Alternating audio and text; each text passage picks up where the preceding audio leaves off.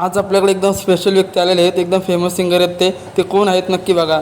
सकाळी लवकर उठलो, गाणे ऐकत बसलो होतो. आता बोललो दुकानात जाऊ दे, भरपूर टाईम झाला. चप्पल घातली आणि दुकानात आलो बघतो तर अजय दादा गायकवाड आलेले आहेत, एकदम फेमस सिंगर.